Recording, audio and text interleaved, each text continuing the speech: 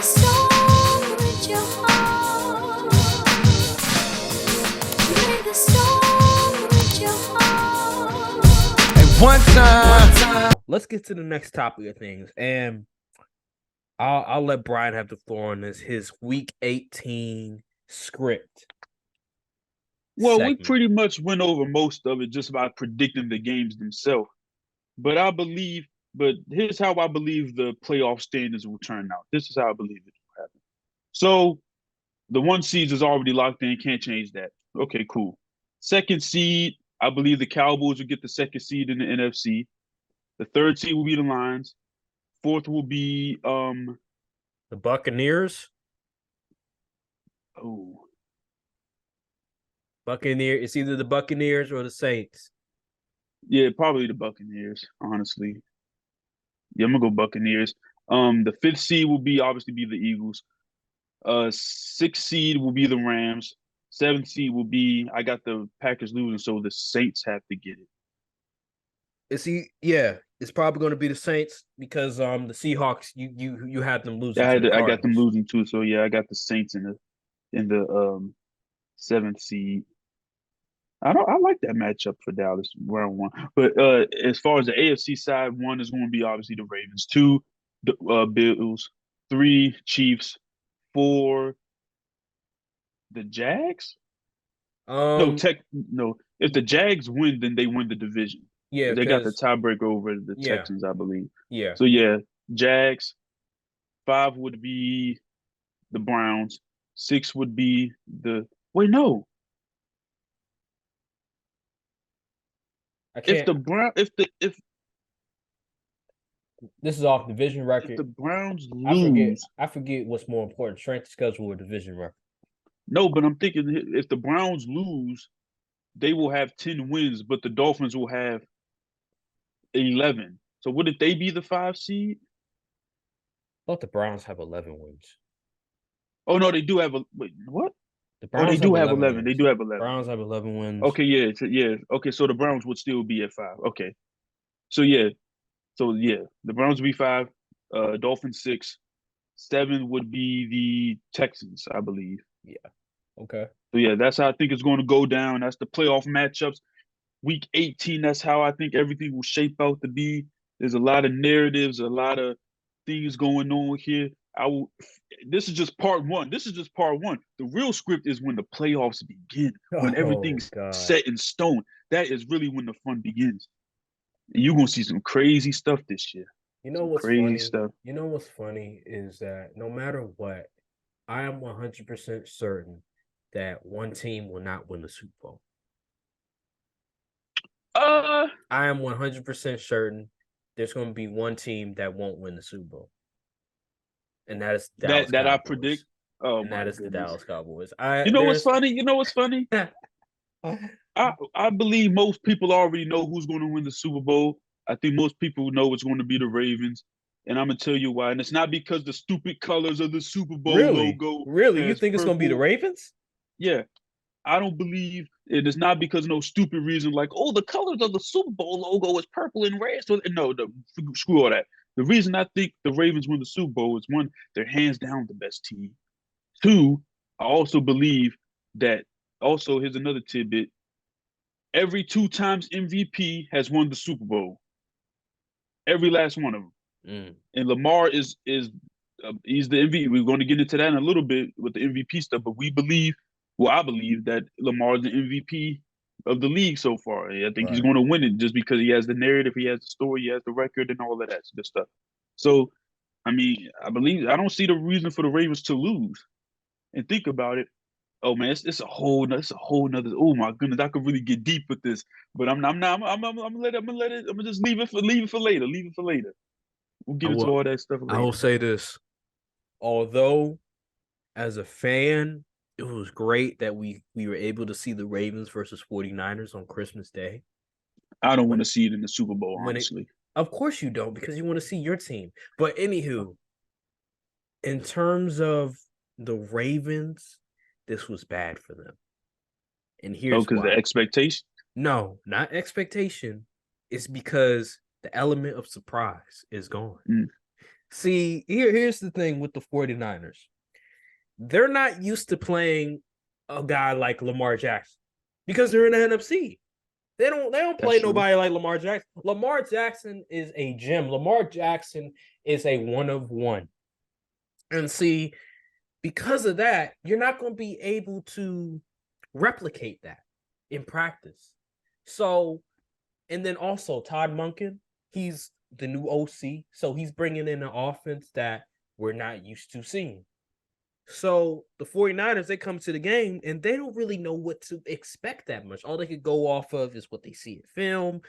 But when we get to the game, and this is one of the things I was thinking when it comes to Lamar Jackson and potentially picking the Ravens versus the 49ers, is that Lamar Jackson is a one-on-one. They haven't faced somebody like that.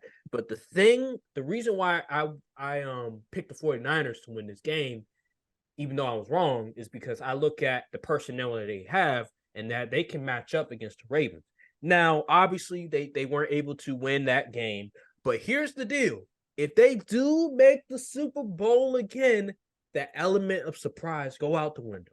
And I believe that the 49ers will have a way to defend against the Ravens offense because they've seen it before, they've already experienced it, and I believe they have the linebackers that can cover side to side Lamar Jackson. I believe they'll be ready if they do play again. And that offense, look, they didn't look too good. Brock Purdy didn't look too good against them, but I've seen the Ravens defense get diced up before. Shane Steichen, for example, with the Gardner Minshew. I've seen it happen before, and I suspect that if they meet again, it's going to be a different story. That's all I'm going to say. We'll get there down the road. We're going to talk about it down the road, but I'm telling you right now, if they meet again, I'm going with the 49ers. I'm not going with the Ravens. Although I hope I am wrong. I hope I'm wrong because I want to see Lamar Jackson win that championship. Just for agenda purposes, it would be so beautiful. 2-time MVP, a championship. Like, he will be a legend. He'll be already a legend. And the conversations between Lamar Jackson versus Patrick Mahomes, remember Lamar Jackson's second year when they were comparing him to Patrick Mahomes and stuff? Oh, who's the Patrick Mahomes rival? Is it Josh Allen? Is it Lamar Jackson? Like, that stuff is going to be brought up again. And I'm telling you this right now. It's going to be so good. It's going to be so much stuff we could talk about in the playoffs, but I'm going to leave it alone because one last tidbit. Do you know Lamar's current record against the NFC? Oh, I already know. I think he has maybe either one or three loss. Like, it's pretty low. Like, he's been dominant against I believe the NFC. it's 20-1, which is absurd. It is absurd. It really is absurd. If he were to play the 49ers and win, he would be 21-1. Do you know what date of the year the Super Bowl is played on? Oh, brother, here we go with the script. It's in February. I know that for sure. 2/11. 2/11. Okay, what's important about 2/11? Oh, you ain't catch it at first. It's cool. Wait. Oh, okay. I see what you did there. 2/11, 21-1. Oh, here we go. I mean, it's just number association. It really doesn't mean anything, honestly. It would just be funny. Be coincidence. Okay. Yeah. All right. Well, I got you. I just think the element of surprise is gone now. See, I want to say, now that people have gotten on this whole, they showed the Super Bowl participants because the logo colors. I wonder if the league would be like, we can't have this 49ers and Ravens matchup anymore because people going to think some funny business going on.